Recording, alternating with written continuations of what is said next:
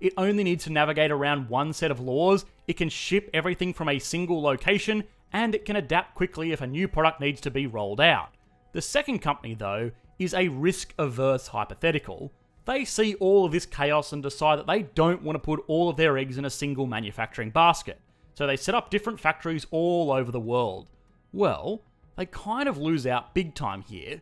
They have to pay to maintain multiple facilities, they have to work with multiple component suppliers, work around multiple national laws. It becomes a nightmare of logistics, but more importantly, it's expensive.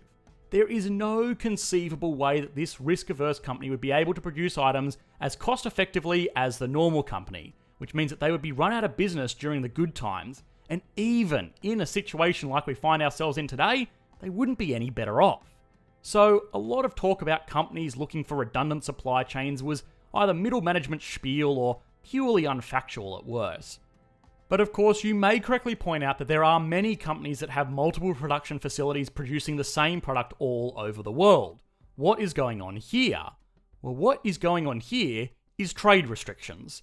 Sometimes it is cheaper for a company to set up a factory and build products domestically than it is for them to pay import taxes for all of their products. This is most common with more expensive goods like cars, and it's why companies like BMW and Toyota have factories in Germany and Japan, as well as China, the United States, and Mexico. The battle between protectionist policies that favour local industries and supporting free trade is a back and forth struggle that was happening before the outbreak and will be going on well after it has finished. It may exacerbate the US-China trade war, but we will get back to that soon. The only difference between countries like the USA, Japan, the nations of the EU, and China is that the Chinese government has a lot more direct control over their economy.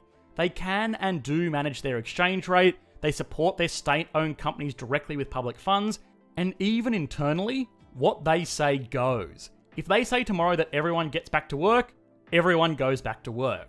And while this isn't particularly liberating or conducive to a totally free society, it does mean that they can enact vital change a lot faster than other economies during times like this. If there is anything that is going to slow China down, it is curiously enough that they are getting too rich.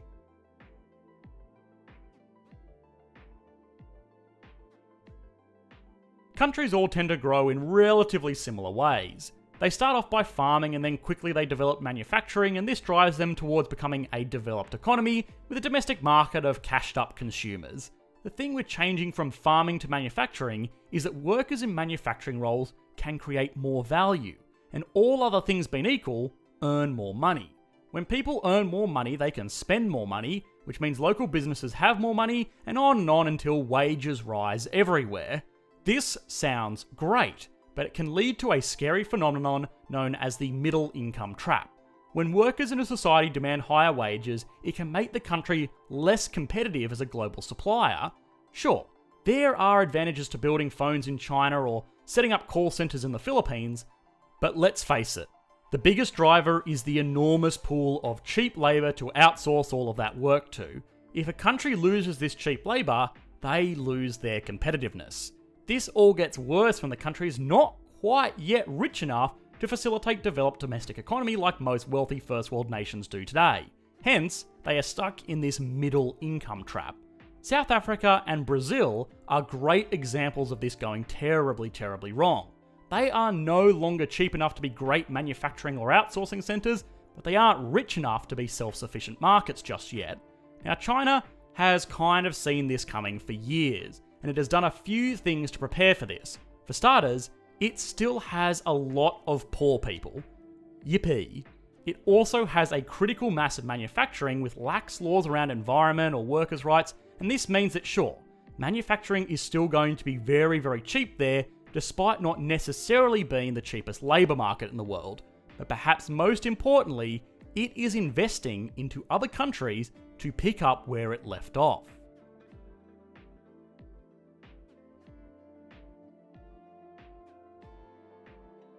China has been a major financier of infrastructure development in a wide portfolio of developing economies throughout Asia and Africa.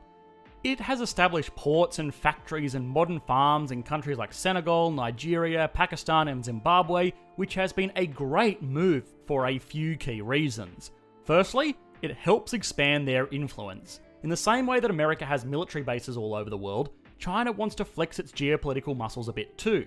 But perhaps more importantly than that, it just makes good business sense. China has invested billions of dollars into these countries through loans written by their state-owned banks, but these go beyond just collecting interest. If China was to loan the government of Nigeria $1 billion to build a new port, they can put stipulations on that contract. The big one has been that this port must be constructed using a Chinese construction company, which not only means that the money finds its way back into China, but it also means that China's excess production